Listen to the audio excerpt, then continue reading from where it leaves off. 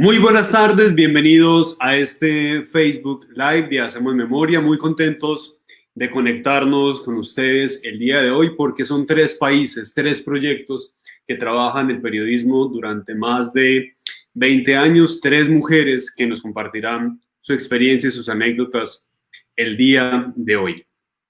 Quinto Elemento Lab de México, Agencia Presentes de Argentina y Hacemos Memoria de Colombia. Les damos la bienvenida a esta conversación con 3 mujeres periodistas que han cubierto violencias políticas en distintas latitudes de América Latina. Antes de presentarlas, les recuerdo que pueden seguir la transmisión en las páginas de Facebook de los 3 proyectos, Quinto Elemento, Agencia Presentes y Hacemos Memoria.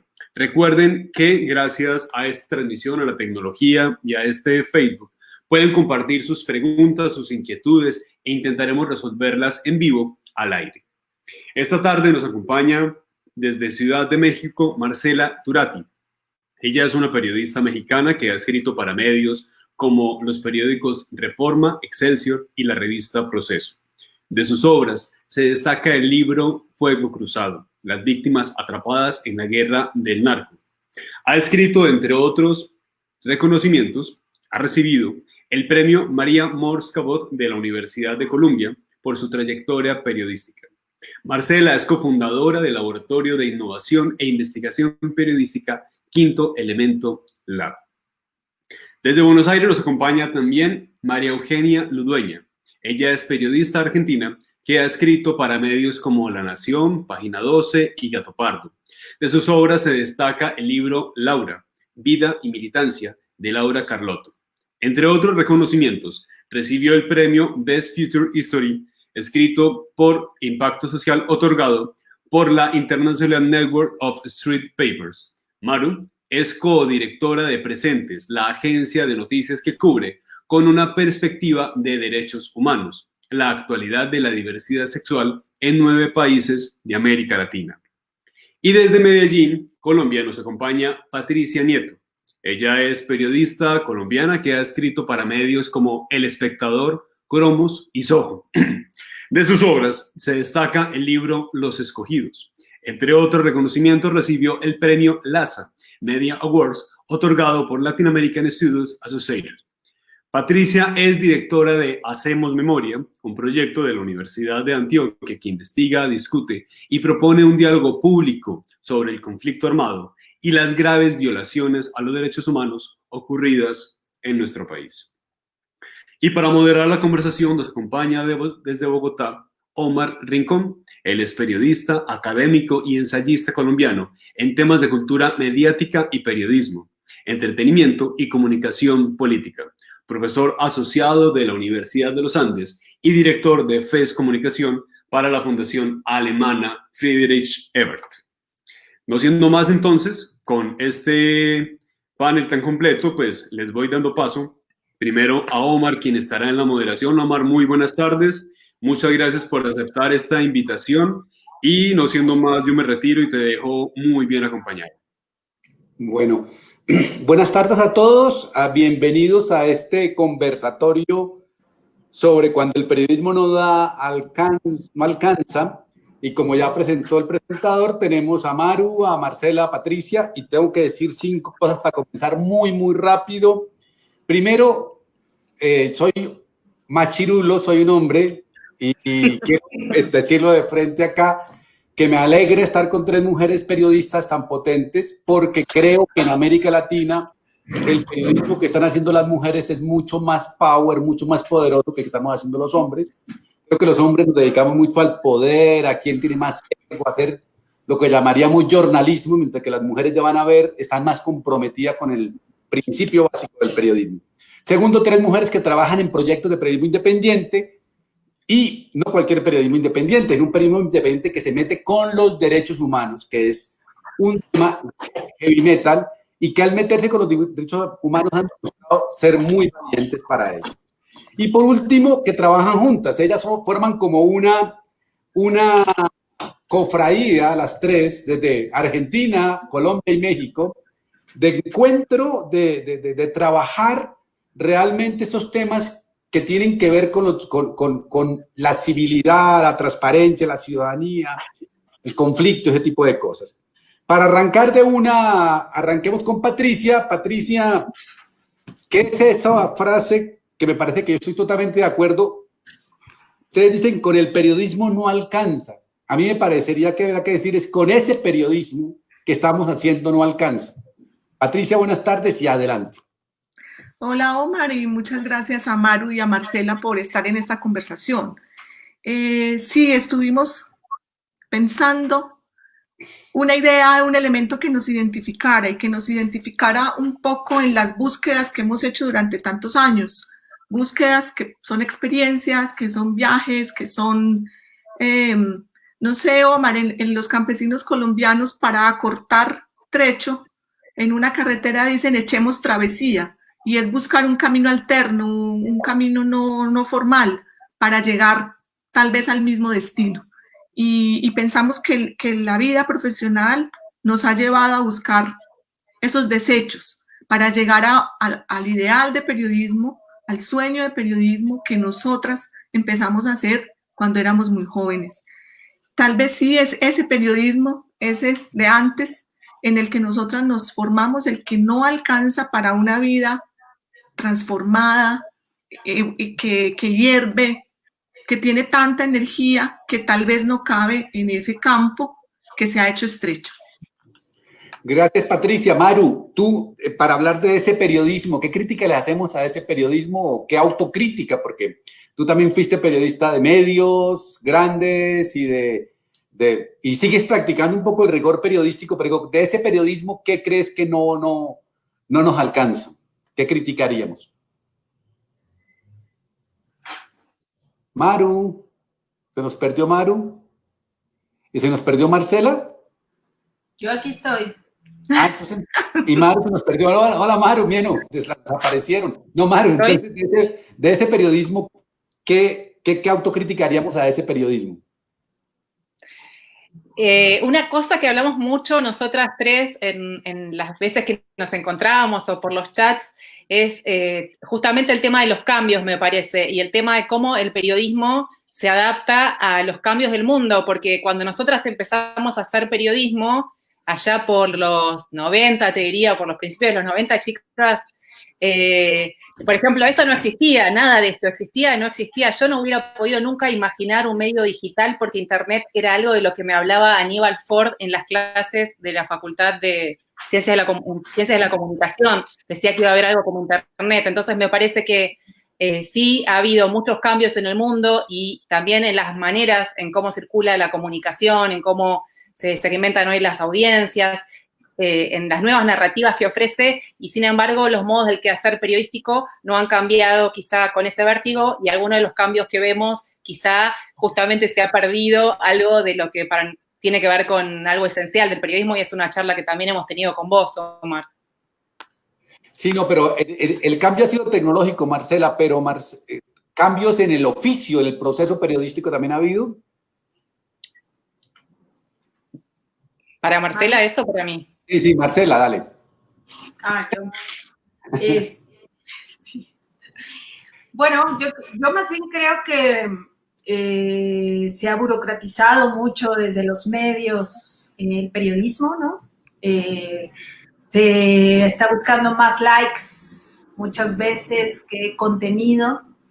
La inmediatez que a veces, o sea, que es necesaria, pero también a veces es contra la profundidad de las notas, y también pues vemos una precarización laboral, lo que siempre digo es periodistas en vez de multimedia poliexplotados, ¿no? Que tienen muchos trabajos, que tienen que mandar muchas notas, y para hacer proyectos propios, proyectos quizás más profundos, muchas veces en los medios te dicen que no cabe, ¿no? Y por eso yo creo que las tres hemos salido de los medios y hemos buscado los propios caminos, ¿no? Patricia, con base en lo que dijeron de introducción, tú te dedicas en Hacemos Memoria a hacer periodismo del conflicto armado en Colombia y violaciones a los derechos humanos. Y ese tema es heavy metal y además está recontado. ¿Cuál es el aporte periodístico para hablar de derechos humanos según tu experiencia en Hacemos Memoria? Yo creo, Omar, que hay ese es otro desecho de la profesión, otro camino alterno al no tener en los medios tradicionales un espacio donde pudiéramos hacer este trabajo. Creo que cada una de nosotros buscó un lugar para llegar, al menos provisionalmente. Y uno de los lugares a donde yo llegué fue Hacemos Memoria, a construir Hacemos Memoria.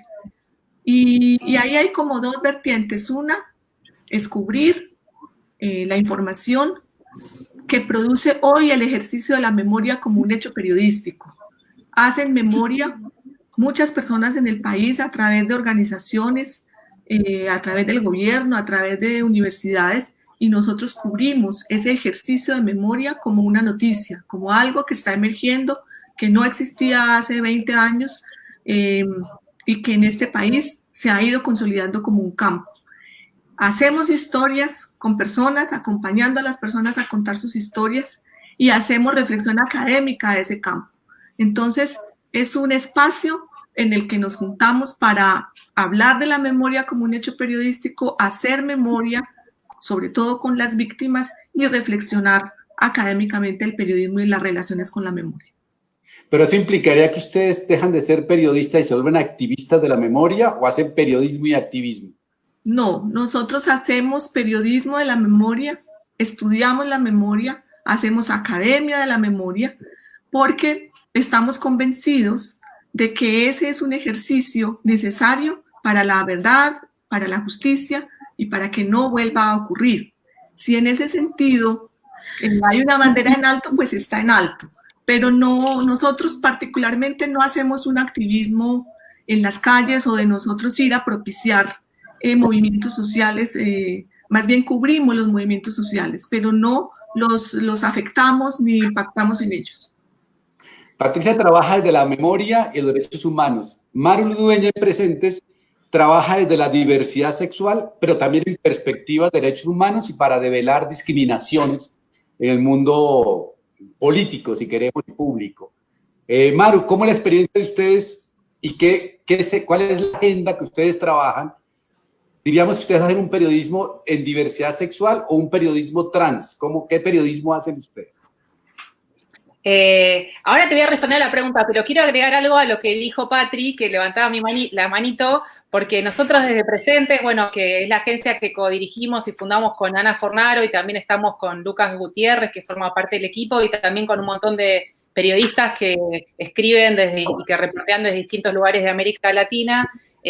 Muchas veces sí llamamos, de alguna manera nos posicionamos de un lugar más activista, porque trabajamos con un enfoque de derechos humanos y creemos que el periodismo no puede ser neutral a las violaciones a los derechos humanos, y tenemos un enfoque diferente y una tarea diferente que es lo que hace Patricia también desde Hacemos Memoria. Y desde el lugar donde estamos tratamos de visibilizar estas temáticas. Y creo que sí, que es si vos me preguntás, que tiene que ver con lo trans y con lo trans entendido como un sentido amplio, justamente con romper con lo binario, incluso con las miradas binarias dentro del periodismo, o de pensar que hay dos maneras de hacer periodismo, o romper con estas ideas de objetividad, de cierta neutralidad, ¿no? De este binarismo en el que hemos crecido con determinadas escuelas que son las que vemos en las facultades y que son escuelas más bien clásicas o tradicionales y que ahora están quedando un poco en jaque. Y creo que sí, que justamente apostamos a una mirada trans en todo lo bueno, y que aprendemos del mundo trans, que tiene que ver con la potencia, con la furia, con la integralidad de los derechos y con la interseccionalidad de las discriminaciones, porque a diario nos toca cubrir, seguramente las chicas también tienen experiencia en esto desde otros lugares, y cuando vos ves lo que es un hecho de una violación a derechos humanos, en general no es una violación a un solo derecho humano por una característica de esa persona. Si querés, pongamos, por ejemplo, una persona travesti o trans, en general no es discriminada solamente por su identidad de género, sino que a menudo, digamos, confluyen distintos factores en esa interseccionalidad de la discriminación. Por eso sí, me encantaría poder hacer un periodismo lo más transversal posible. Exacto, un periodismo trans, y después volvemos sobre eso. Solamente para funcionar de profesor, cuando Maru habla de interseccionalidad, que es algo en Argentina es súper obvio, de pronto en otra parte no es tan obvio, y es que todos estamos atravesados por el concepto de clase social, de género y de sexualidad, y que esas son 4 formas de discriminación distintas que existen. Marcela Turati en México, con Quinto Elemento, dice que quiere hacer periodismo para fortalecer la ciudadanía y hacer una sociedad más justa y transparente. Jodido eso, o sea, ¿cómo se hace para ustedes son unos luchadores por la transparencia? ¿Cómo se hace periodismo por la transparencia? Bueno, pues muchas de las investigaciones que hacemos en Quinto Elemento, que surgió también, bueno, que tenemos el laboratorio, es un laboratorio de investigación, no es así un medio de comunicación que tenga, o sea, lo que hacemos es, hacemos nuestras investigaciones, invitamos a otros colegas periodistas, principalmente de los estados del interior del país, a que presenten propuestas y de alguna manera, como siempre en este país no hay la figura del editor o falta mucho la figura del editor, bueno, podemos convertirnos en editores, hacemos muchas cosas de transparencia, así hicimos el mapa de fosas, ese que tardamos 2 años tratando de escarbar información, que era información que debía ser pública y no lo era.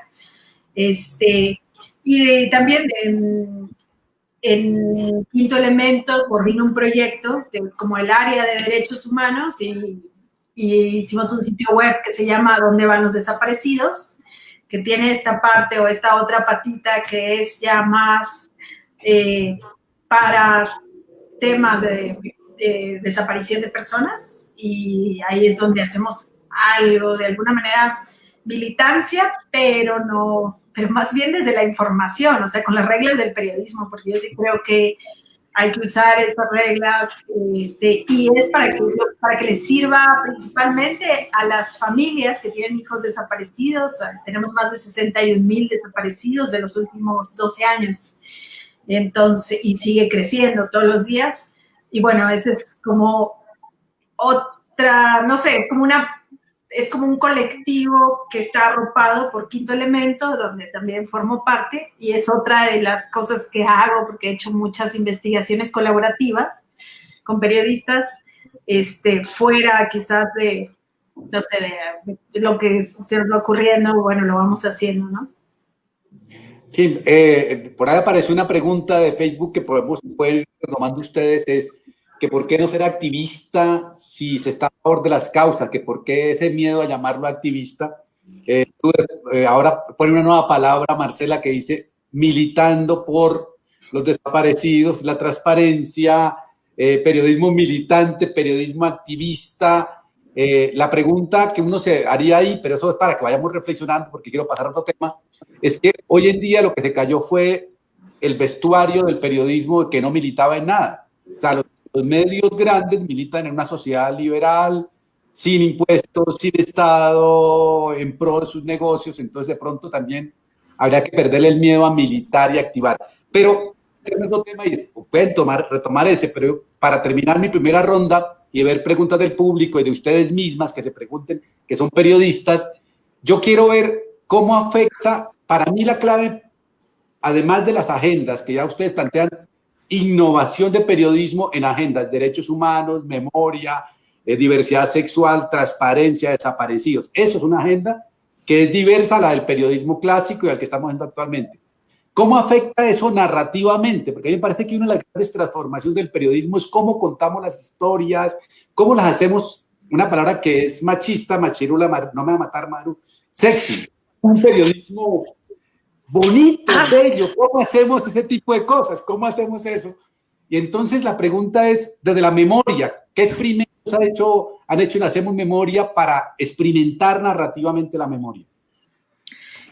Pues Omar, sí, eso que vos estás diciendo es muy importante porque es como la forma, ¿cierto? ¿En qué envasamos un contenido que yo creo que es un contenido que ha permanecido con nosotras todos estos años y con el periodismo, porque finalmente el periodismo denuncia esas violaciones a los derechos humanos y trata o pretende que la sociedad reconozca esas violaciones y trabaje para que no vuelvan a ocurrir. Entonces, digamos que en el fondo es lo mismo.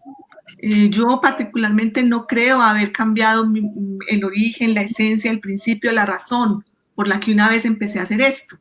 pero sí nos hemos visto obligados, el país ha cambiado, las formas de la comunicación han cambiado y nos estamos retando. O sea, el tema en sí mismo es un reto.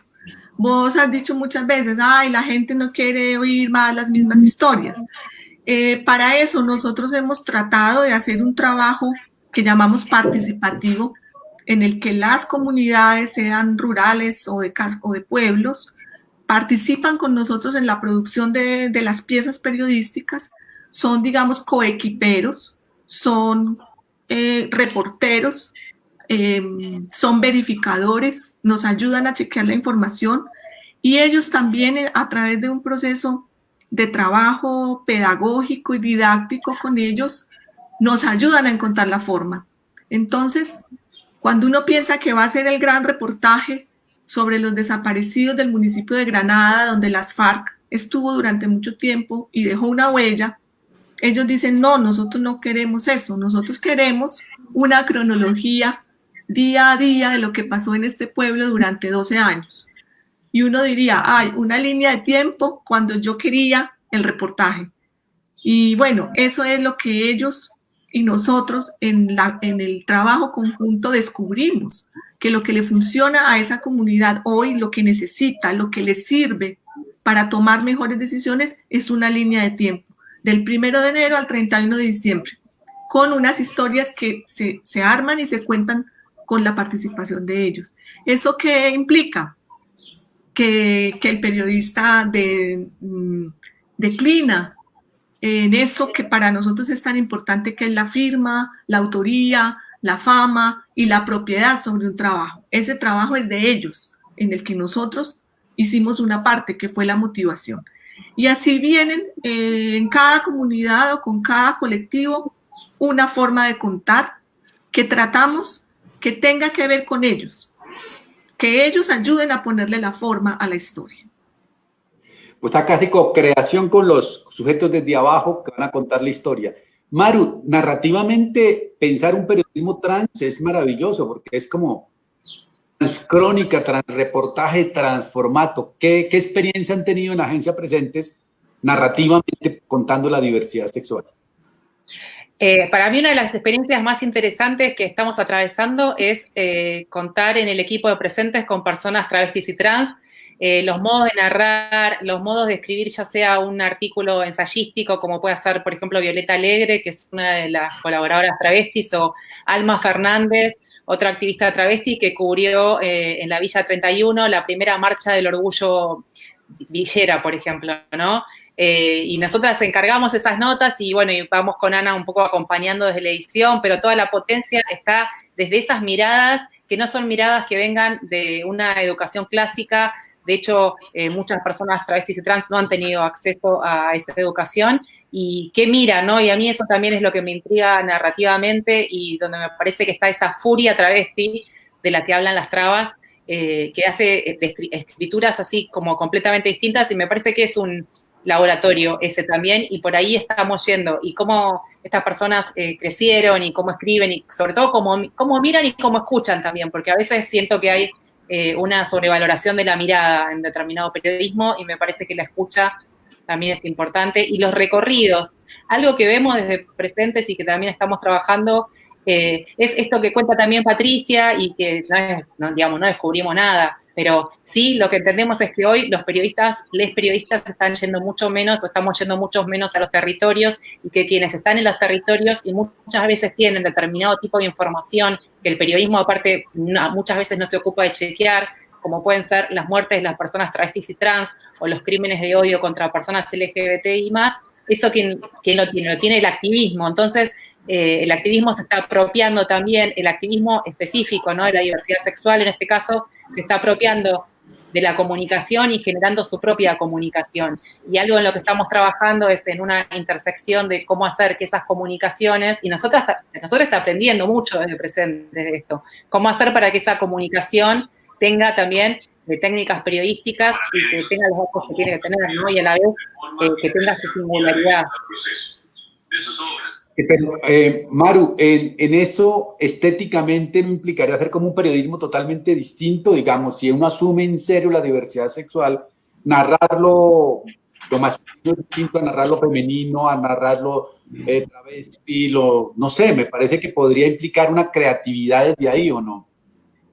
Sí, porque te rompe la cabeza todo y hay cosas que tenés que leerla como 3 veces para decir esto que leí cómo es, y a la vez presenta desafíos estéticos, porque estas cosas son muy difíciles de contar, porque para contar esto a veces hay que explicar muchas capas teniendo en cuenta el tipo de sociedad donde vivimos, que puede haber gente muy avanzada y con cabezas muy abiertas, pero también estamos tratando de llegar a todos, no solamente a los convencidos, ¿no? Entonces ahí hay un desafío estético también de cómo haces para poder contar esto desde esta diversidad. Y un desafío es contar la diversidad de la diversidad. No hay una sola manera de ser gay, no hay una sola manera de ser lesbiana, no es lo mismo ser un gay en la ciudad de Buenos Aires y vivir en Palermo que ser un gay en la selva guatemalteca y a la vez ser indígena, ¿no? Entonces hay una diversidad ahí tan rica y que no queremos caer tampoco en estereotipos y cómo se cuentan esas historias. Bueno, eso es un desafío de todos los días, cómo las ilustrás, cómo las fotografías y sobre todo las más oscuras, cómo haces para contar los travesticidios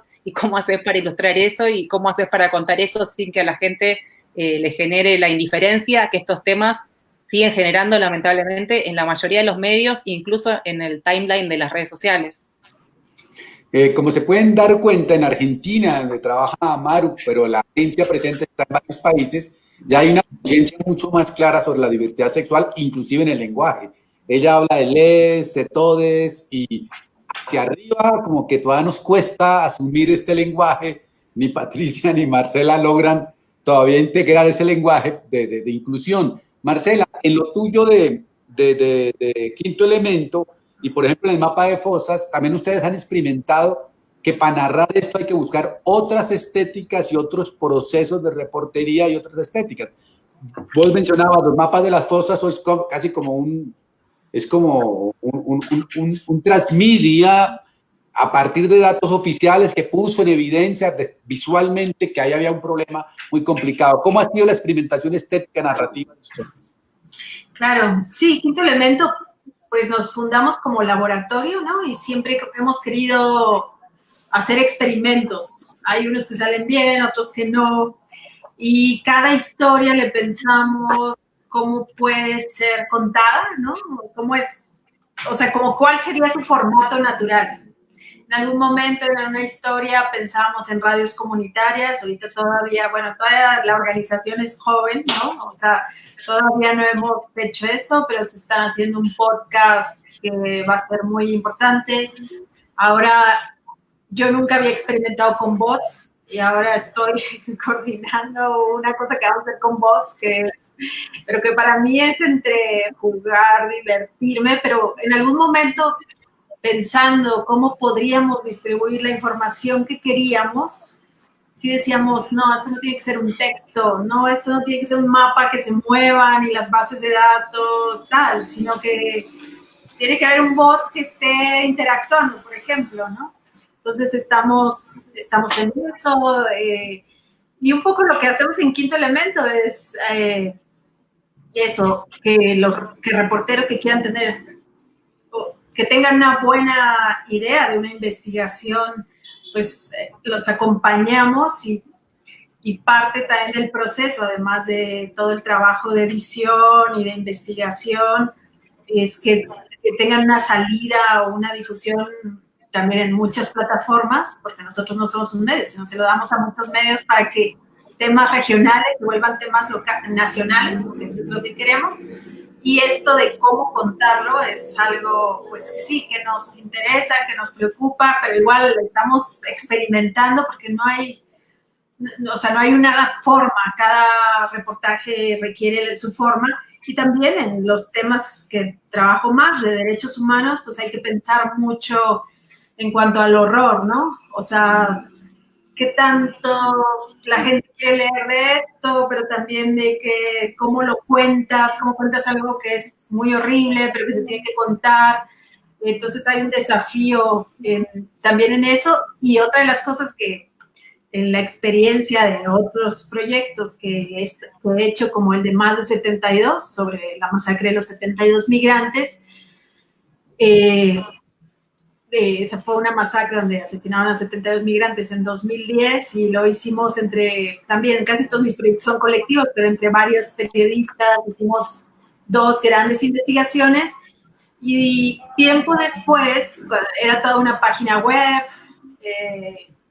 y todo el tiempo creíamos, bueno, mucha gente nos escribió para darnos datos sobre esa masacre, para contarnos, para decirnos de otras víctimas que no conocíamos, de unas fosas también que aparecieron, que fueron halladas al año siguiente en ese mismo lugar, en San Fernando, Tamaulipas, pero cuando le pedí a unas mamás centroamericanas que están buscando a sus hijos y que piensan que quedaron en esa masacre, cuando les pregunté que si habían podido ver el sitio web, me dijeron que no, o sea, que no sabían navegarlo. Y ahí ya empezó toda una búsqueda mía, porque muchas de las cosas que hago es que trato de que sean simples. O sea, que si digo, a ver, le va a picar a alguien que vive en una comunidad rural en Honduras, donde no sé si tienen Wi-Fi, o sea, entonces hay que platicar con los programadores y todo eso. A mí me interesa que me vean las familias y que las familias aporten. Será mejor abrir una página en Facebook, será mejor, no sé, o sea, cómo interactuamos en WhatsApp. Y entonces, bueno, esa es parte de la discusión de varios de los proyectos, porque muchas veces, aprendí ahí, pues tú crees que estás haciendo un trabajo, digo, muy importante y tal, pero le estás llegando al público que no es, y las mamás, cuando ya me senté con ellas y ya les dije, mire, esto es, encontramos esta base de datos, aquí están estos cadáveres, entonces me decían, por favor, cheque si está uno que tiene un tatuaje de tigre, ¿no? Que puede ser mi hijo. Y entonces ese momento también fue muy emocionante, pero también para mí fue, digo, aprendí mucho de a quién va tu trabajo, y entonces quizás bajarte de todo esto, del glamour y de, no sé, de la super experimentación, y ver qué público quieres y a qué público quieres llegar y cómo se informan, y podría ser quizás con un periódico mural. Eso hablaba la semana pasada con unas colegas, o sea, quizás pegando un periódico mural en una tienda, ese va a ser el mejor medio para comunicar con la comunidad, ¿no? Entonces, de cada proyecto hay que ir pensando. Bueno, llegados a este punto, a mí me interesa que, pues, como ustedes son periodistas, también se pregunten entre ustedes mismas cosas que quieran contarse, porque además se conocen más como sujetos. Y dejo una última pregunta que de alguna forma Marta Romero propone, y es si estas agendas que ustedes trabajan, al trabajar con estéticas locales, no las hace que sean poco probables para entrar al mainstreaming. O sea, si trabajan tanto en versión de las comunidades, en versión de una población específica, si eso no impide que se vuelvan masivas, eso me parece que es interesante como pregunta. Entonces, si quiere, le pregunto a Patricia, y Patricia después le pregunta al que quiera, y van preguntándose sus 10 minutos, y después volvemos a la gente, ¿vale? Dale.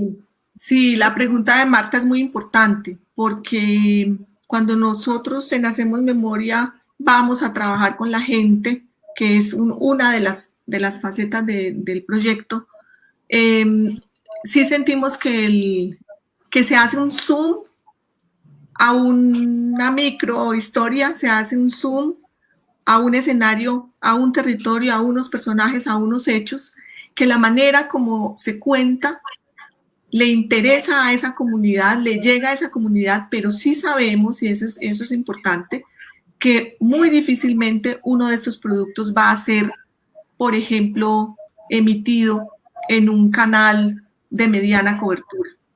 Y ese es como el asunto de cómo en la relación con esa comunidad va creciendo, no se puede abandonar, o sea, no es que vos vas un año a haces un taller y te vas, hay que permanecer un tiempo con el propósito de que alguna vez entre las partes, que no necesariamente son la universidad y las víctimas, sino la universidad, los maestros, los niños, pues distintos públicos, se pueda llegar a un producto que al menos tenga un impacto en una región un poco más extensa.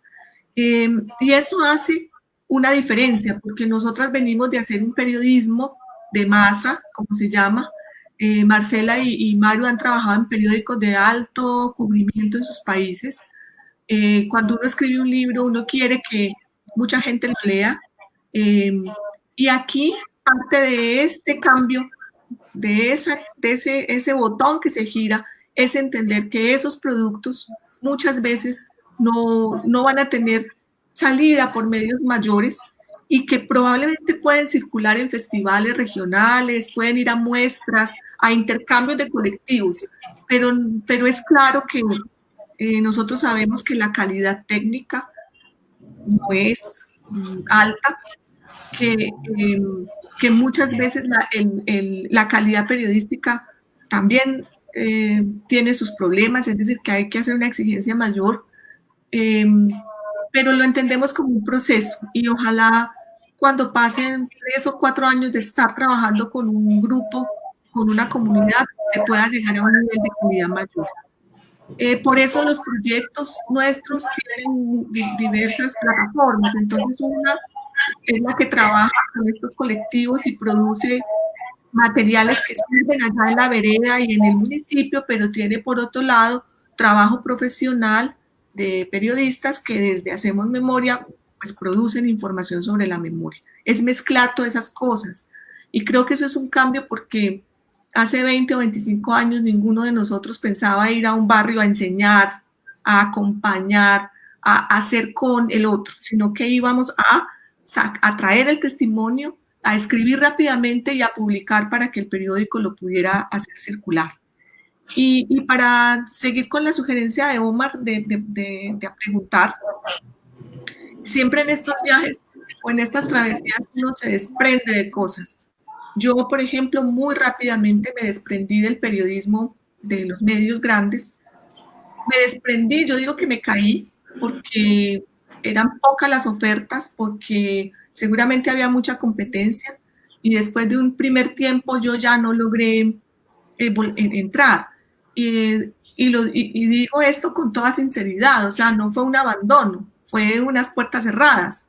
La razón por la que yo empecé a caminar por estos desechos.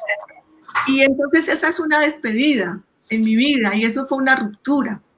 Yo trabajé en proyectos muy interesantes, muy bellos, que no pudieron prosperar o que estuvieron un tiempo y luego cerraron. Y ahí yo me quedé como en la arena, o sea, mirando y las puertas que había no se abrieron. Y eso para mí fue pues una despedida, lo veo hoy, como que ahí me despedí de ese modelo de periodismo y por supuesto un desgarramiento que me llevó a buscar otras cosas. Yo quisiera preguntarles a Marce y a Maru, en estas travesías, ¿qué despedidas han tenido que hacer o han hecho con mucha decisión y mucha alegría? ¿O de qué lugares han sido simplemente desprendidas como tal vez me pasó a mí en esa primera época?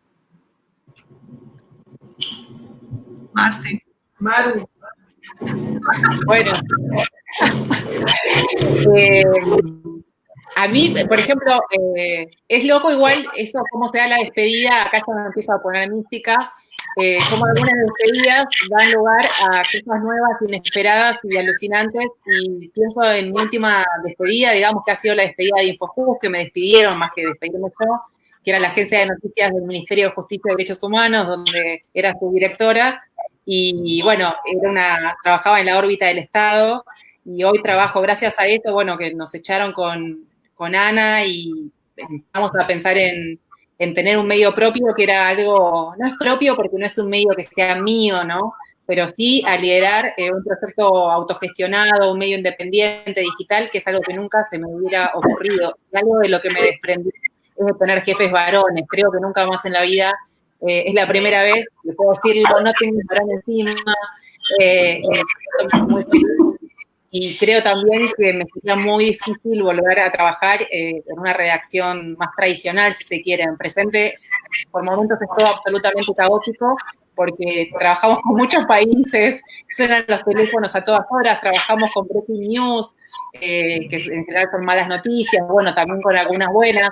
Hay que hacer muchas tareas que yo no conocía, como gestionar pagos, cómo haces para recibir plata, para mandar, para llevar lo que es una planilla contable, rendir informes, o sea, tiene toda una parte que yo no conocía y que no se ve del trabajo, que no tiene que ver con subir notas o con esto, y que a veces es un poco ingrata, y después otras, como todo tipo de tareas, no muy variopintas, pero sin dudas que haber dejado un trabajo más tradicional, como era ese, donde tenía un sueldo y ciertas seguridades, si se quiere, aunque sabemos que no había el periodista nunca hay seguridad, y que es una vida precaria, donde vos sabés que tenés trabajo por un tiempo y después eso cae y empieza otro, ¿no?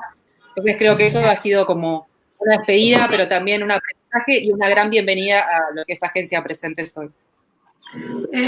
Marcelo, antes de que contestes, es que me llama mucho la atención la manera como Maru lo dice de una manera muy, muy directa, eso de la ruptura con los jefes hombres.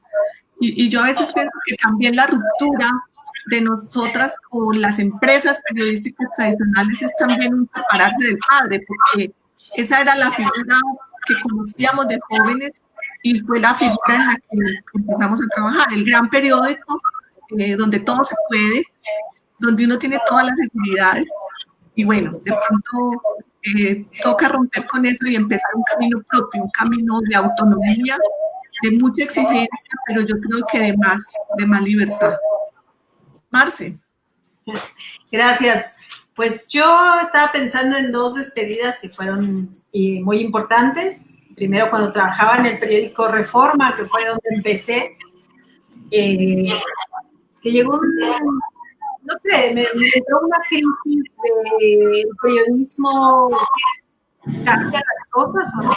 O sea, el periodismo, ¿qué tanto puede hacer para cambiar las cosas? Y me sentía muy desolada porque sentía que escribía y que sobre pobreza. Mi tema era mucho de la desigualdad y la desnutrición y que no pasaba nada. Y entonces, pues me despedí y cogí mis ahorros y me fui a viajar 2 años. Estuve viajando, mochileando por Latinoamérica, ¿no? Y ahí estuve pues visitando redacciones de otros países y me quedé 7 meses en Argentina hasta que de pronto, o sea, bueno, de todo eso que fui haciendo, entrevistando periodistas, fue que dije, tenemos que hacer cosas distintas en México. Y ahí, al regresar, traía ya la idea de lo que después era periodistas de a pie, ¿no? Porque en Brasil vi una experiencia interesante de mujeres que se habían organizado y que tenían una red de periodistas sociales.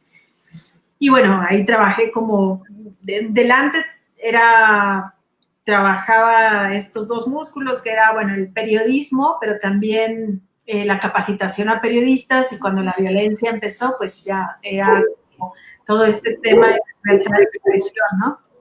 Y después, en Proceso, ¿no? En la revista Proceso, pues que yo cubría todo esto de la guerra, de la llamada guerra contra el narco y las víctimas, y además estaba en Periodistas de a pie y estábamos tratando de formar colectivos y redes de periodistas en los estados. En algún momento fue que me planteé que quería hacer este trabajo sobre masacres de migrantes. Y me acuerdo que llegué y lo presenté y les dije, miren, sería una página así, un micrositio y tal.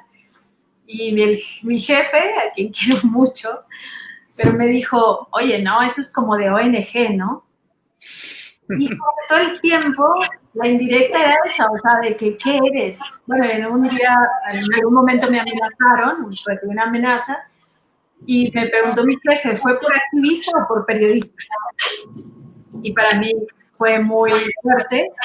Yo estaba en todo este tema de libertad de expresión y fundar redes, ¿no? Y de apoyar a periodistas en riesgo.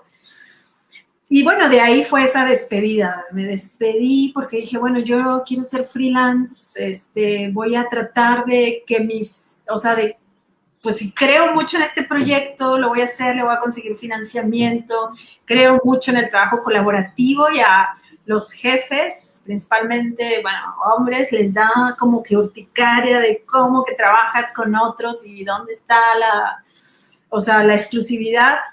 Y pues trabajamos con otros porque no hay dinero, porque no hay tiempo, porque todo el mundo tiene que sumar, porque son investigaciones que nadie te las va a financiar, que nadie te va a poner, nadie te va a decir, ay, sí, tómate 3 meses y investiga esto, ¿no? Y así, bueno, así poco a poco, y siempre pues mucho rodeada de mujeres, ¿no? O sea, las primeras que dices, ay, tengo esta idea, y te llueve, o sea, siempre son mujeres que dicen, yo quiero, yo ayudo, yo apoyo. Y bueno, de ahí también pues ha sido como este camino mucho de redes de periodistas de mujeres, y ahorita también en el proyecto de ¿A dónde van los desaparecidos? Ha sido también, es un proyecto colectivo, de ahí surgió el mapa de fosas antes de que creáramos Quinto Elemento, pero ya Quinto Elemento lo sacamos cuando ya eran los últimos meses, y nos dio más, nos encarriló más periodísticamente en términos de edición, pudimos difundirlo mejor, pero sí fue como muy duro, y todavía a veces pienso si está bueno esto de ser freelance o no, si de haberme ido sin seguridad social, o sea, todo lo que no tengo, o sea, es así es muy sufrido, el como Maru, este asunto de que te conviertes muchas veces en gerente de proyectos, que tienes que pedir financiamientos, que tienes que entregar reportes, y esa parte, sí, a veces mi corazoncito extraña ser una reportera que solo sale a la calle, va, hace su nota, regresa, y no tiene que estar lidiando con grandes, pues no sé, con mucha gente, con muchos equipos, y que de pronto ya no sales tanto a la calle, ¿no? Que siempre platicamos de eso nosotras tres. Es parte de nuestras pláticas cuando nos llamamos. Maru, tiene el turno de preguntarle a las otras dos. Como se dan cuenta, los que nos están viendo, yo ya salgo sobrando aquí porque ellas ya dijeron que no son hombres, que jefes. Pero, Maru, una pregunta con respecto a lo que vienen diciendo ahí, para que con eso empates con la pregunta que tú le haces a tus otros dos colegas, es si hay como esa cosa de nosotros los hombres de decir, si usted hace algo medio activista, medio militante, medio social, es ONGero. Entonces, ¿a ti no te han dicho que Presentes es como una ONG? O digo, parándome donde dice Marcela. No, pero Presentes tiene una organización atrás, porque si no, no podría existir.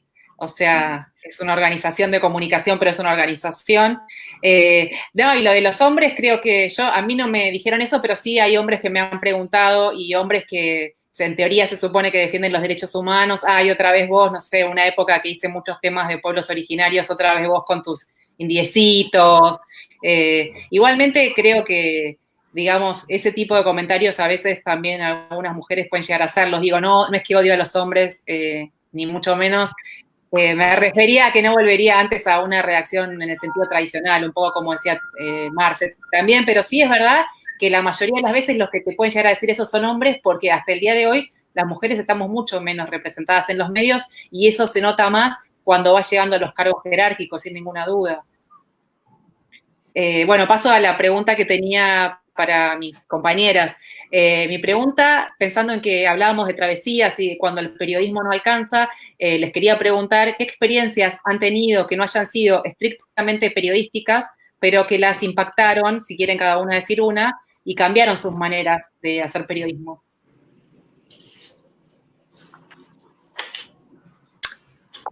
Bueno, ya que Marce está escribiendo, yo aprovecho.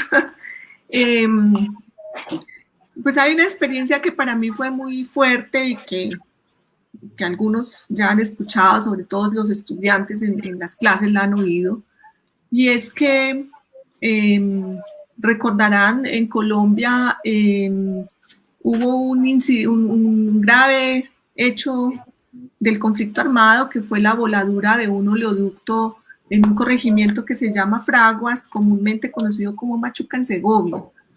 Allá la guerrilla del ELN dinamitó el tubo del petróleo, pero esa explosión también voló el tubo del gas. Y esas dos sustancias combinadas generaron una enorme tragedia en la que murieron más de 80 personas en una madrugada y se quemó el pueblo. Yo fui a hacer esa historia, ya para entonces yo trabajaba sola, es decir, no pertenecía a ningún medio. Fui con mis propios recursos, llegué tardísimo porque cuando yo llegué los colegas de los otros periódicos ya salían, o sea, yo llegué 3 o 4 días supuestamente tarde. Y de hecho recuerdo un compañero que en el aeropuerto de ese pueblo, de un pueblo cercano, me dijo que yo ya que iba, porque del avión del que yo al avión del que yo salía entraban ellos. Y me dijo más o menos, usted, si ya nos vamos todos, ¿usted a qué viene? Usted va a perder el tiempo. Y bueno, finalmente de ahí era un tiempo en bus, luego en motocicleta hasta llegar al lugar. Y yo permanecí ahí varias noches con la gente que estaba albergada en la iglesia, en el centro de salud, en la cancha, y ahí hice pues muchas entrevistas. Cuando ya volví a mi casa y empecé a escuchar todo el material, sobre todo a escuchar, no lo que yo había escrito, sino lo que la gente me había dicho en las entrevistas, ahí yo me di cuenta que no podía escribir porque los relatos eran demasiado al calor del horror, podríamos decir casi que delirantes, y que seguramente un mes después estas personas ni siquiera iban a recordar que habían dicho esas palabras. Y yo sentí que no tenía derecho a usar esos relatos. Y empecé a pensar en eso que a veces en el ejercicio de ese periodismo, como dice Omar, no se reflexiona. Es decir, porque la persona me dé su testimonio, lo puedo usar, ¿cierto? Tengo el derecho a usarlo pese a las circunstancias en las que fue entregado. Y además el horror que era esas imágenes y ese paisaje de la montaña quemada, los animales quemados en la orilla de la carretera, la comunidad enterrando a sus muertos, y yo no pude escribir esa historia. Y pude volver para escribir una historia en la que Omar fue editor, que era la historia de la emisora de Machuca, que la incluimos en un libro de comunicación, y volver a hablar con la gente tantos años después y bueno, y sentir que aún, no sé cuántos, 10 o 12 años después, tampoco era capaz, tampoco sentía que tenía toda la cantidad de información y la reflexión sobre ese tema para poderlo contar. Y creo que la respuesta, Maru, es que vino un silencio de mi parte, o sea, el silencio de no poder enunciar. Y eso para un reportero es muy dramático, porque vos vas a traer esa historia y no la pude decir.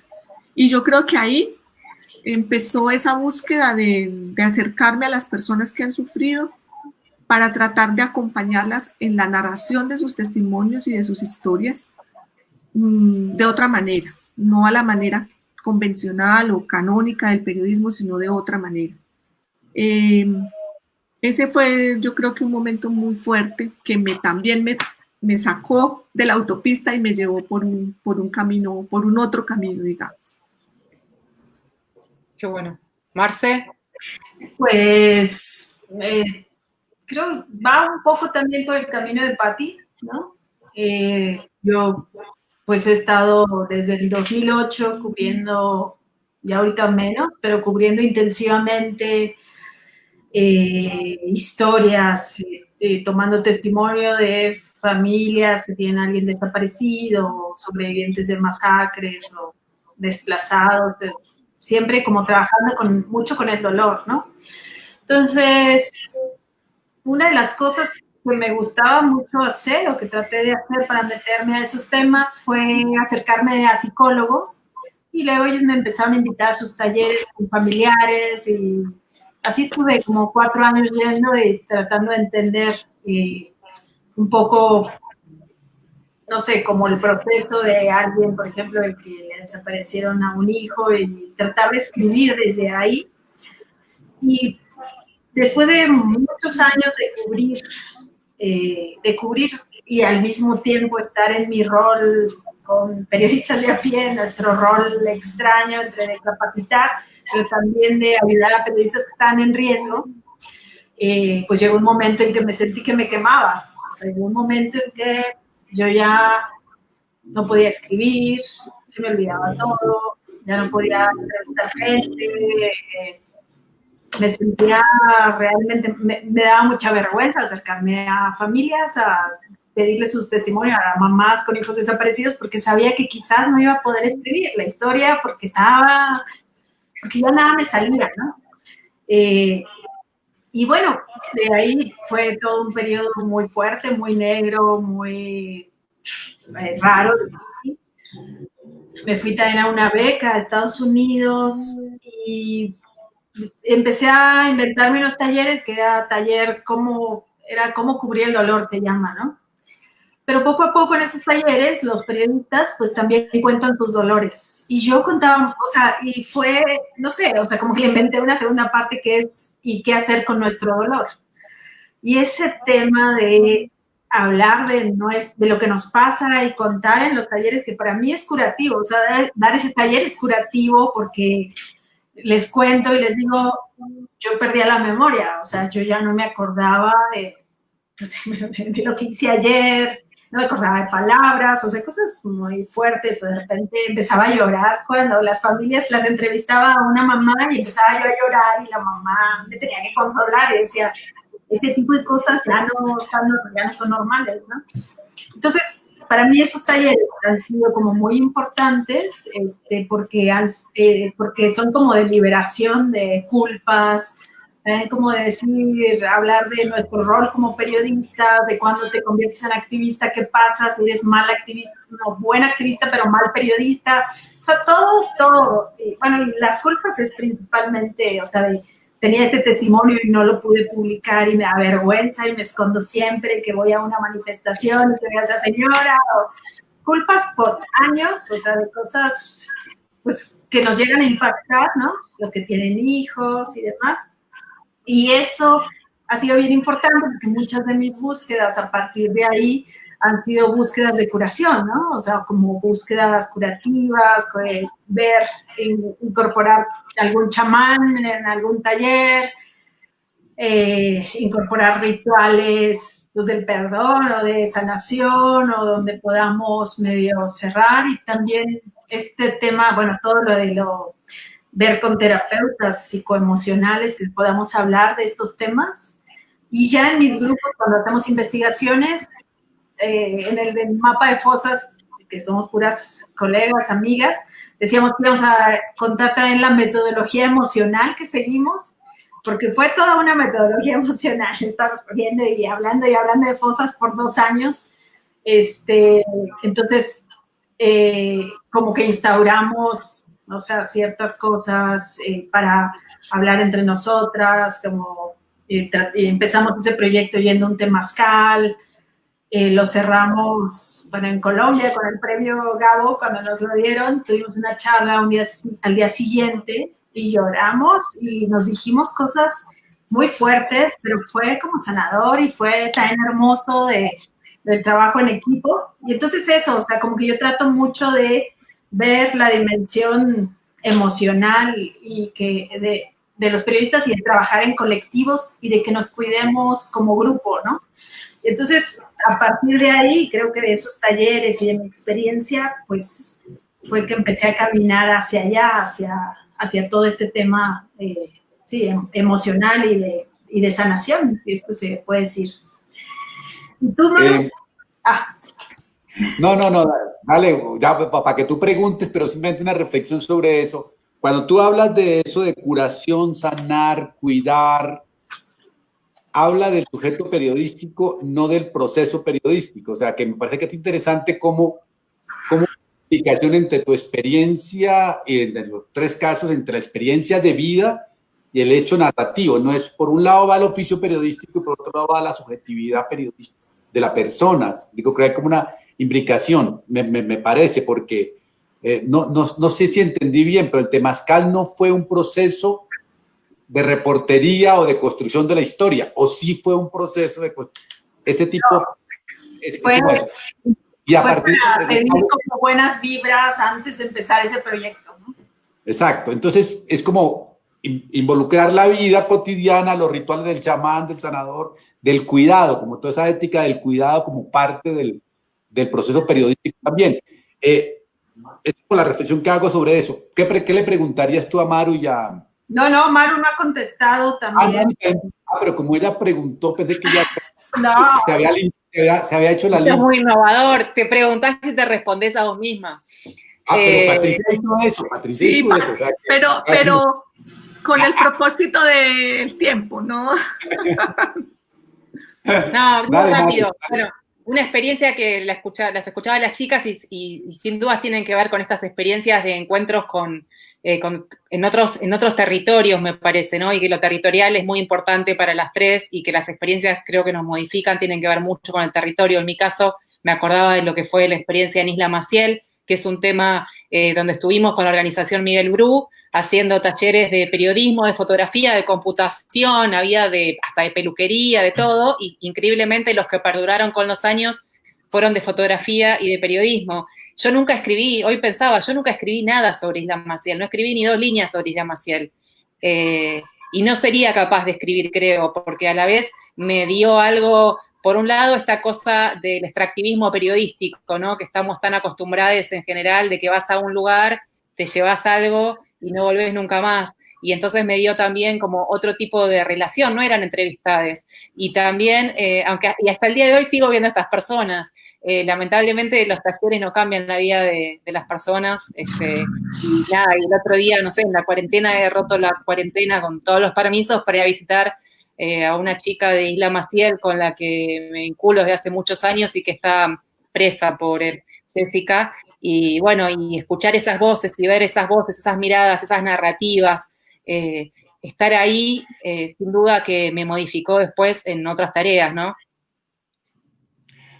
Y bueno, Marcela, pregunta tú la última y después yo tengo una pregunta final del público, 4 preguntas que hay enunciadas del público, entonces Marcela hace la pregunta a Maru y a Patricia y cuente y te responde y después hacemos las 4 finales a cada uno y terminamos. Ya, pero antes quería, Maru, para quienes no saben qué es lo de Isla Maciel, ¿qué es? Ah, sí. Porque no lo había explicado. Isla Maciel es un barrio que queda en la provincia de Buenos Aires, pero queda pegado a Capital, enfrente de La Boca. Quizá que alguien que esté escuchando ha ido a La Boca, se ha venido a Buenos Aires, porque son sitios así muy turísticos. Hay un puente muy famoso por las fotos, el Riachuelo, que es un río que está todo contaminado, y al lado esta Isla Maciel. No es una isla, sí lo es a veces en el sentido de lo que llega y lo que circula por ahí, y bueno, es un barrio popular que en el momento en que nosotros fuimos, no había casi, había muy poquitas actividades para adolescentes y para jóvenes, y bueno, digamos, con niveles socioculturales y socioeconómicos de mucha precariedad y de familias muy humildes y de algunas actividades ilícitas, digamos. Pero bueno, también un montón de gente muy trabajadora, con vidas muy duras, y que con mucho esfuerzo día a día logran salir adelante, y hasta el día de hoy sigue siendo muy difícil porque ya les digo, nada, por los mensajes que recibo, esto de la cuarentena y de preguntar cómo están y qué sé yo, bueno, sigue siendo muy difícil en el día de hoy vivir en Isla Maciel, ¿no? Claro. Yo quería preguntarles cuáles son sus exploraciones pendientes, ¿no? O qué les está generando el COVID sobre la profesión. No sé si alguien quiere contar. ¿Pati? Sí, antes de contestarte, Marce, directamente quería hacer un comentario sobre lo que estabas planteando de cuidar y de sanar, porque creo que hace unos años que hicimos un taller en México, yo iba a compartir la metodología de unos trabajos que yo hacía con periodistas para que los periodistas, soñábamos nosotras, aprendieran esas herramientas y las aplicaran en su trabajo. Pero cuando empezamos a mostrar los ejercicios y les pedimos a ellos que hicieran alguno como para ver si había aprendizaje de esto, hubo un llanto prolongado y general y una crisis, y ahí el taller cambió completamente y lo que hicimos fue un taller con periodistas para que contaran su historia y liberaran algunas cosas. Yo creo que eso fue muy fuerte porque yo en Colombia lo había hecho con personas víctimas del conflicto, pero no con mis colegas. Y yo creo que esa visita a México me mostró una cosa que no quería ver, y era que todos nosotros tenemos unas huellas, unas cicatrices, otras todavía heridas, de cubrir no solo el conflicto armado, no solo la violencia, las violencias, sino otras formas de la desigualdad.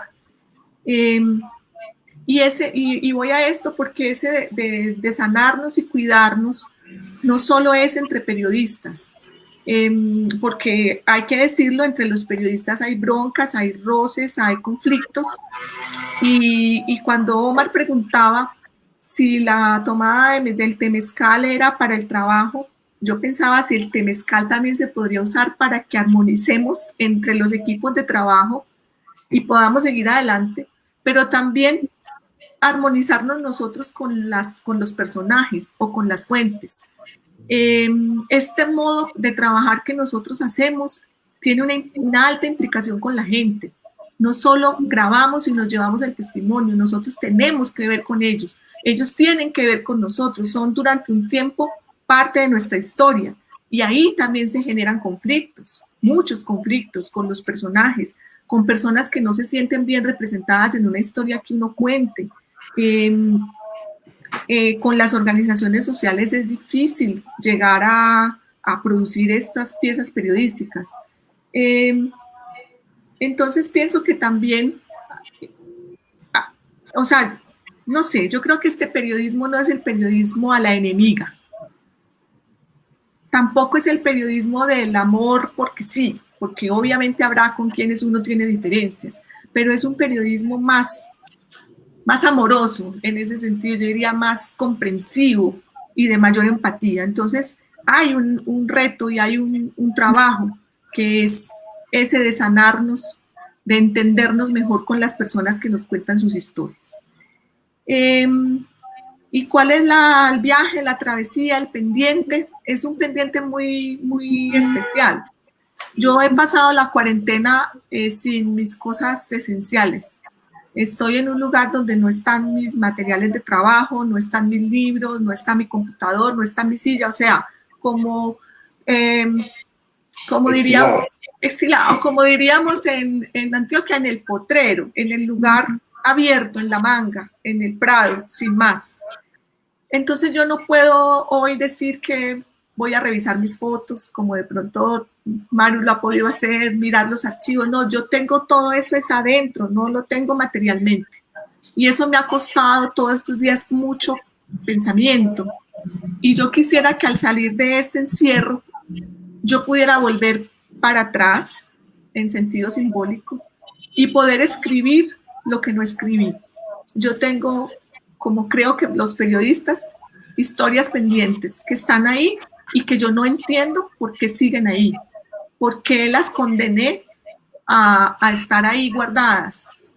Tampoco creo que vayan a ser pues genialidades, pero sí es cumplirle a estas personas a las que nunca les devolví su historia escrita, es sanar esa relación que de pronto a ellos no les importa tanto como me importa a mí. Y también hay una cosa que yo he perdido mucho y es la seguridad. Y creo que yo he perdido la seguridad por todos estos vaivenes del oficio.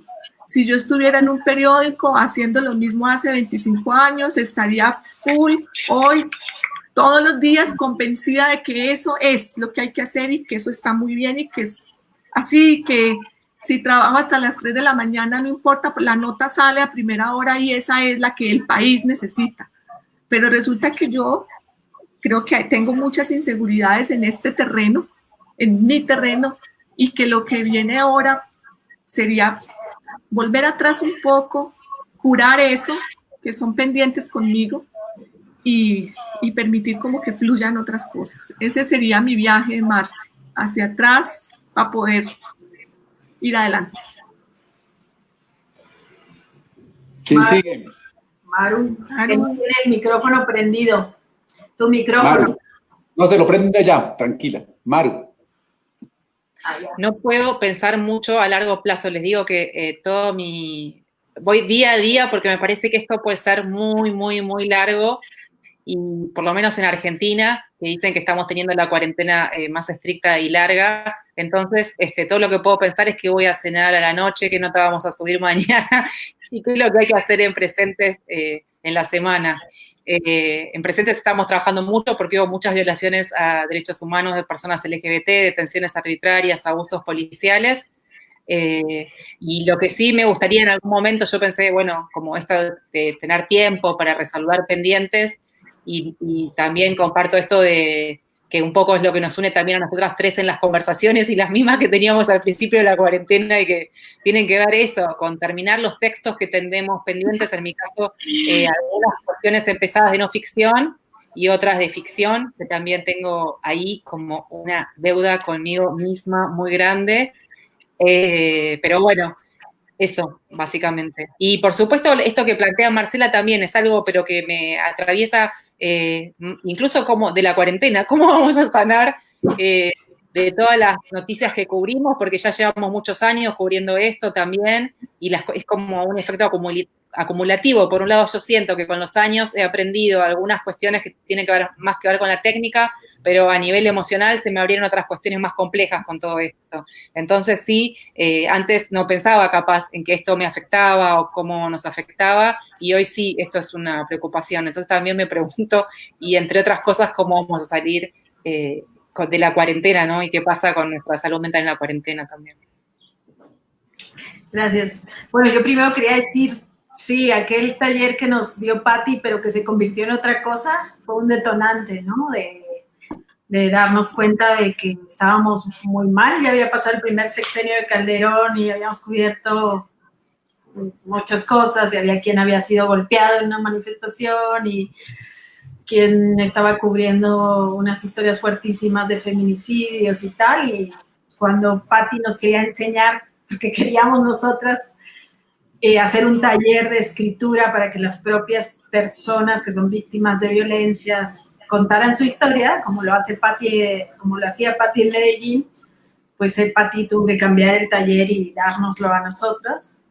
Fue muy fuerte. Y también muchas de las exploraciones, o sea, parte también de por qué llegar a este tema de la sanación o tal, para mí, después de muchos años de cubrir y de estar acompañando a periodistas y también de tener periodistas amigos que han sido asesinados, y al hacer un recuento de su historia, de pronto siento que cuando ya cuando dejas de sentir miedo, porque lo apagas, te pones en riesgo. Cuando dejas de conectarte contigo y ya no ves que te pueden matar, aunque están todas las señales, es muy riesgoso, ¿no? Y entonces, ahí fue que, bueno, de ahí como parte también de esta exploración, y la verdad es que con el equipo de las colegas, mis amigas con las que hice todo esto, el mapa de fosas, fue un aprendizaje tremendo sobre cómo acompañarnos, cómo dejar de pronto de trabajar para ver cómo estamos. Y bueno, y con ustedes, con Patti, con Maru, que todo el tiempo nos estamos chequeando, espejeando, viendo cada quien en qué anda, cómo está, que la experiencia que cada una tiene ayuda cuando la otra está bloqueada. Y yo también creo que estoy entre las inseguridades, cierto miedo, inseguridades ahora y con muchas dudas. Entonces, mi cuarentena ha sido súper rara, ¿no? Porque un día voy con paramédicos y me subo a una ambulancia y recogemos un enfermo de COVID. Al día siguiente digo, ¿qué chingados estoy haciendo? ¿Esto para qué? Y entonces me pongo, de las cosas que hemos hecho ha sido, eso sí, o sea, hacer talleres, sesiones de terapias entre periodistas y terapeutas, porque sí veo que hay fotógrafos y periodistas muy, muy, muy ansiosos y mal, y que eso pone en riesgo. Luego me pongo a hacer collage, porque veo que Pera, allá en España, está haciendo un collage y le salieron muy bellos. y un día desempolvo un libro, al otro día pienso que eso no es lo que tendría que hacer, otro día con Quinto Elemento, pues estamos con, igual en proyectos de COVID, y ahora hay un plantón de familiares con hijos desaparecidos, y entonces también tengo esta cosa de que hay que escribir ya de eso, y entonces siento que ha sido como un poco caótico, pero dentro de todo me ha servido mucho este tiempo sin viajar, pudiendo leer, pudiendo ver todas las series de televisión posibles en las noches, y también como con mucho contacto humano, contacto con muchos amigos y con la familia también, ¿no? Y entonces ha sido un momento muy interesante en la vida, la verdad, importante. Omar, yo te quiero hacer una pregunta a vos, porque vos tenés un femenino muy importante. ¿Verdad? Y vos has sido, pues que has sido un amigo, amigue, como diría otros, un amigo y un compañero y un acompañante de nosotras durante muchos años en la tertulia y creo que en las confidencias, en las dificultades. ¿Vos cómo vas a salir de este encierro y para dónde? ¿Cuál va a ser tu viaje? No, yo, básicamente, gracias por considerarme, por considerarme una más de ustedes, porque creo que de alguna forma lo que yo soy es fan del trabajo de ustedes. Yo creo que lo que yo he hecho es como ser como un cheerleader del trabajo de ustedes, que me parece que es muy bueno. Y todo el tiempo la paso diciendo como está bueno, hágale, como que dejen de pensar tanto, hágale. Como que cuando escucho decir que van a contar esas historias que tienen guardadas, me parece maravilloso porque digo, ¿por qué no las han contado? Y en el caso mío, yo lo que descubrí es que yo viajaba mucho porque el viaje, como ustedes mismos lo plantean, no es un viaje. O sea, el viaje era como encontrar eso que Virginia Woolf dijo para las mujeres, un cuarto propio. Y el cuarto propio no es el avión ni el hotel, es el viaje en sí mismo como cuarto propio, porque es cuando yo me desconecto de tener que estar en modo real. Y entonces me parece que eso es interesante. Entonces quiero recuperar otros modos de viajar para tener mi cuarto propio. Casi como que es la búsqueda que me queda por hacer. Bueno, para terminar, hay 4 preguntas, voy a hacer a cada uno una y hacer respuestas cortas porque ya cansamos a la audiencia de que llevamos más de 1 hora y 10 minutos. Álvaro Cadavid pregunta, hagamos esta para Patricia, si usted hace periodismo a la carta, o sea, que ustedes, hacer militantes, hacen periodismo a la carta, que de alguna forma ustedes hacen periodismo para que la gente, las fuentes quede satisfecha, o sea, que ellos, o sea, casi como que hacen un periodismo para ser conformativo con la gente. ¿Qué opinas de eso, Patricia? ¿Cuál es la respuesta a eso? Sí, yo creo que, bueno, gracias a Álvaro por la pregunta. ¿Este es el Álvaro que conocemos? Sí, ¿verdad? Sí. A ver, yo pienso que en esa opción laboral, en esa opción metodológica, también hay una opción ética y una opción política. Yo no hago este tipo de trabajos con la gente que está en el poder. Este trabajo yo lo he hecho durante muchos años con los ciudadanos de a pie, como dice Omar, con los de abajo, con la gente que tiene más urgencia de ser reconocida en su dolor o ser reconocida en su victimización o ser apoyada desde el periodismo en la reivindicación de sus derechos, en la búsqueda de una reparación. En ese sentido, hablo por Hacemos Memoria, nosotros no, digamos que no hacemos un periodismo negociado o que satisfaga a quienes están en las instancias de decisión o que tienen la obligación de proteger los derechos de las personas.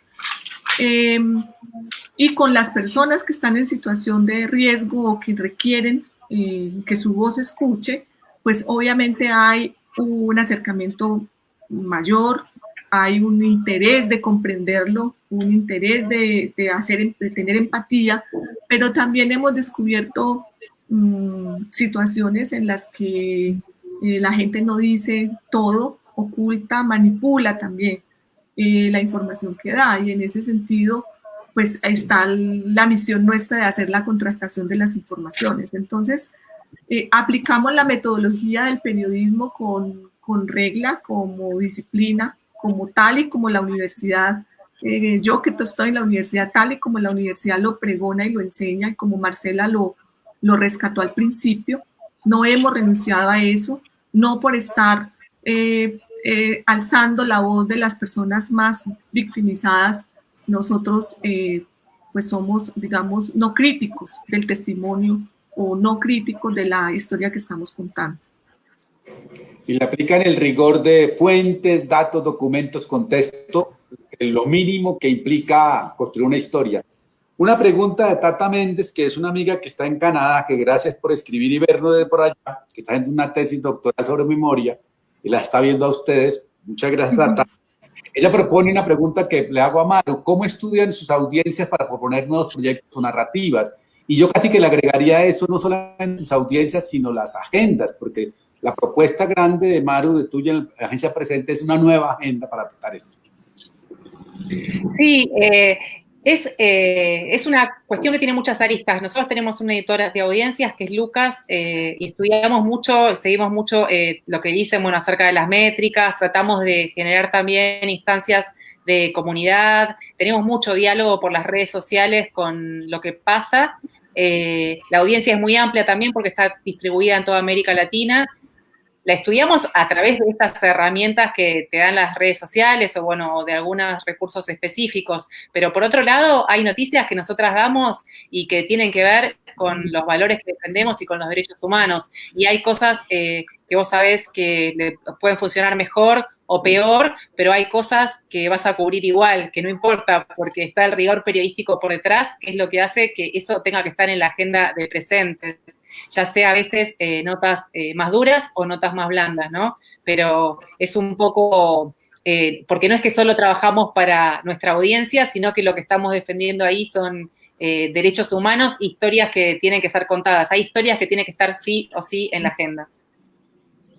Bueno, y para Marcela, pues hay dos preguntas que quedan por hacer. Una, pues es la de cómo ser medio alternativo y medio independiente editorialmente, pero me parece que esa pues es una pregunta general. Pero me gusta la pregunta de Julián Rodiño, pero la última que había de Manuela Echavarría, se la voy a proponer a Marcela. ¿Cómo saben que una historia merece ser contada? ¿Cuánto influye el método y cuánto influye la intuición en el periodismo? Que me parece que es interesante. ¿Cómo decidir qué te cuento? Ay, sí. Sí, es todo un tema eso. Ahorita, por ejemplo, estamos recibiendo muchas propuestas de periodistas que quieren participar con nosotros en los temas de coronavirus. Y no sé, o sea, hemos revisado muchas propuestas. Y bueno, y parte